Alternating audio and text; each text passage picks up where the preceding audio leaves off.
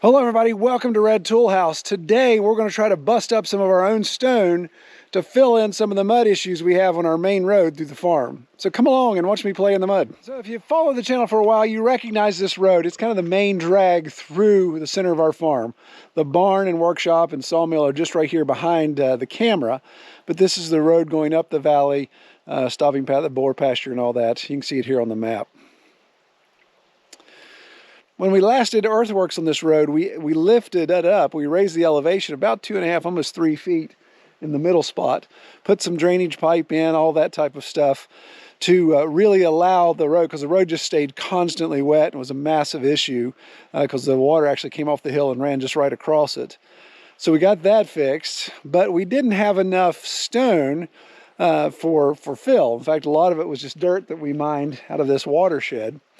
So the issue is, you see we've got some pretty good potholes now that this time of year they just stay wet, and as I drive through them daily, then of course I'm just bailing them out more and more. So one option would be to obviously hire a dump truck to come in with some really large stone, put that down as a base to start off with, and that would probably make the most sense when it comes time to labor and efficiency. But that's a lot of money just to toss in mud, and even getting a dump truck back here this time of year would be a bit of an issue. So what I thought is, can I utilize the tools that I have and the resources I have to try to start preparing a better base to begin with, and then maybe it makes sense to have a dump truck come in if I can get a good base established. So it's going to involve a tool that I have and raw material that I have. So right here beside my road is a rock outcrop. Now there's a triple trunk white oak on top of it, so we have to be cautious of that. But I'm going to see if I can utilize some of that stone to fill in some of these holes. So earlier this year, Kelly and I did a video where we utilized this demolition hammer that we got from Vivor and repaired one of the roads over by the farrowing barn. It worked out really well. So that's why I'm thinking about taking this on, because this did such a great job blasting through sandstone, which is what this is. Then I think I can bust this up pretty quickly and just see what kind of material we can produce there. And since it's right here by the road, then there's a lot of effort in transporting it. Of course, since this is a 3600 watt tool, it takes a lot of juice. I'm going to use my generator here, and this is only a 2000 watt generator, but it actually ran it last time. It had one of those deals where it needed to power up, but it handled it fine. So let's start busting and see what we can get.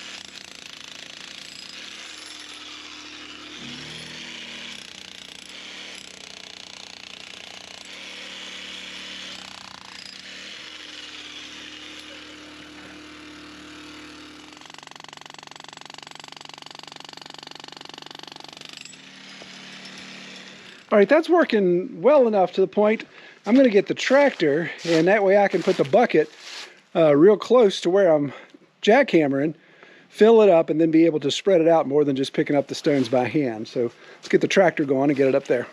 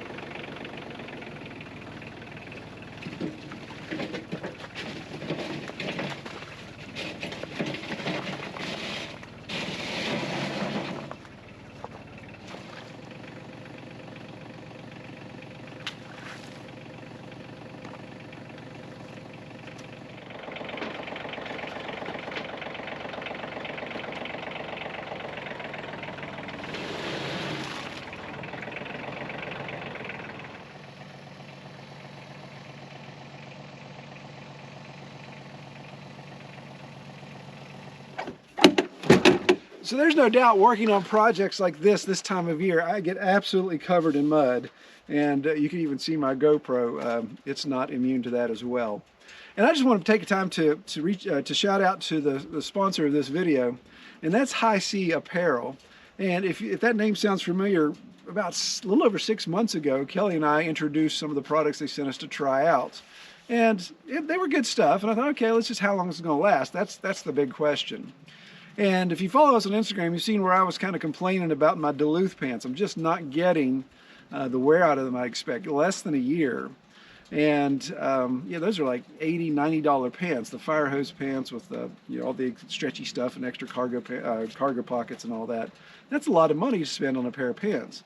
Now you may be wondering, Troy, I see you wear the same pair of pants almost on every single video. And yes, that's what I do. So the pants that I wear has my suspenders attached to them. When I go inside, or before I go inside, I take them off and hang them up outside here in the garage so they can dry if there's any mud on them. And I just put them back on. You may think, well, that's gross. You're wearing the same dirty pants. Well, I'm going to get dirty over and over again. Same with this sweatshirt this time of year.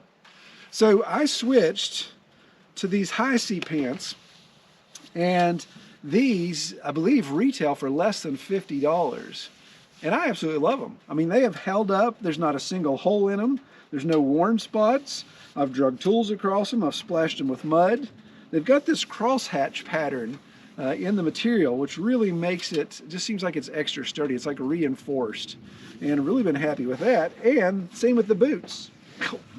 So these slip-on boots I've had for 6 months, and I wear them every single day, unless I'm doing something heavy duty with the chainsaw or sawmill, something like that. Because a slip-on boot, it just doesn't give you the traction. If I'm going to be on the side of the mountain cutting, then I want my composite toe with lace up and all that type of stuff. But when it comes to daily farm chores, these things have been a dream. And these are half ankle. There, they come up just above the ankle, and they gave me a set of full boots as well. So I've just been using these slip-on halves for the last 6 months, and it hadn't been a problem at all. And I think these retail for less than $60. I'll post the amount here. Globalization has changed everything, right? Some to the good, some to the bad. But when a manufacturer takes the time to manufacture something, I don't care where it's from. If it's built well and it's good quality and they back up their product, then I'm going to give it a shot. And these also have a lifetime warranty. So I'm going to link below to their information, link to these pants. They sent us, they sent Cam and I a pair, each a pair, and some boots as well, again, to try out. And really excited about it.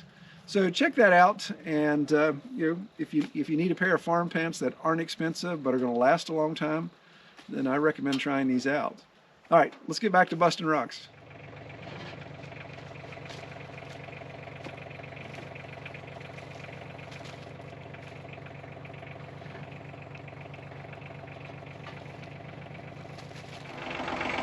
So I pretty much exhausted that rock face more than I care to chisel out more. I don't think that white oak's going to come down, but I don't want to take any more off that face. And simple fact that holding that hammer drill, over your head or up to around your chest, takes more of a man than I am to do that very long. So I got to thinking, I forgot I have this big rock right down here in the pasture. This is my easternmost pasture, and I pushed this thing around several times with a tractor and pretty much left it here. So I think I'm going to see if I can bust that up and get it in the tractor bucket and see if I can still get more of those holes filled up.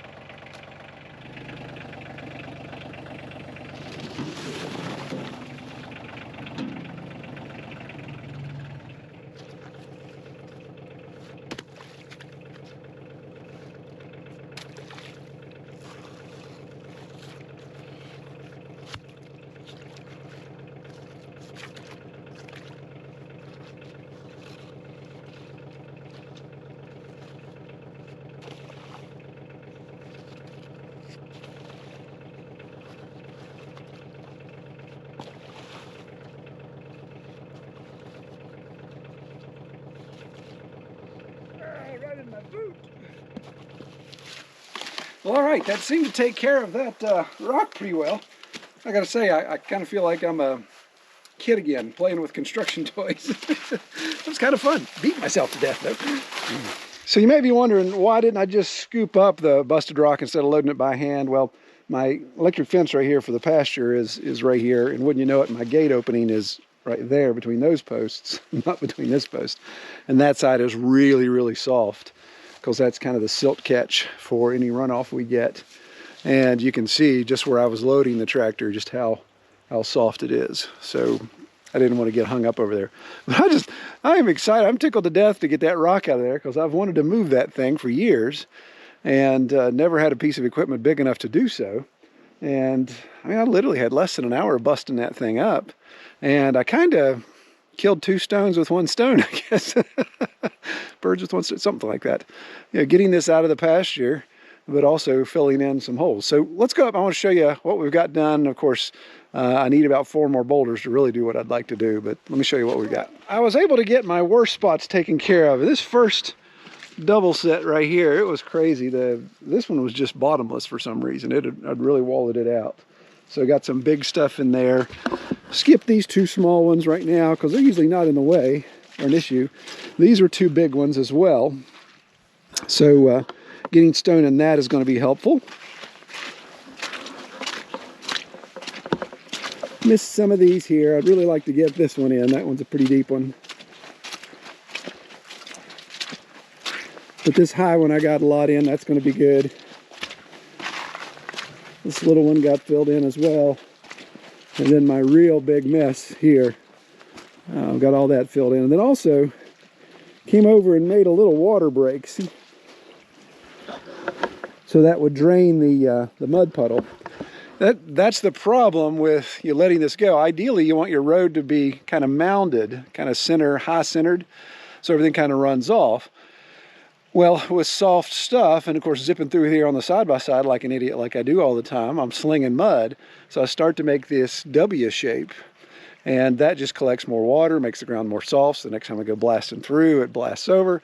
So it's almost like a small plow in a sense that it's throwing water to build up these berms. So if you come back and cut those berms out and drain that water, then that helps keep the splashing down and keeps the soupy mud to a minimum. So I probably need to come through and maybe cut another bar here in that back one as well. But this is exciting. I'm thinking of other places on the property where I have a couple boulders. They're not as easy to get to. So I definitely have to figure out, coming off the mountain with a bucket load of stone, just if that's worth doing. But it's really been interesting to play around with that and just see if I can harvest enough stone off the property just with the tools that I have and a little bit of work in the afternoon and get it ready. Now I can probably justify bringing in some bigger stone and not, you know, lose a quarter of it just by sinking in these huge holes. Well, I appreciate everybody watching. We'll talk to you soon. Take care.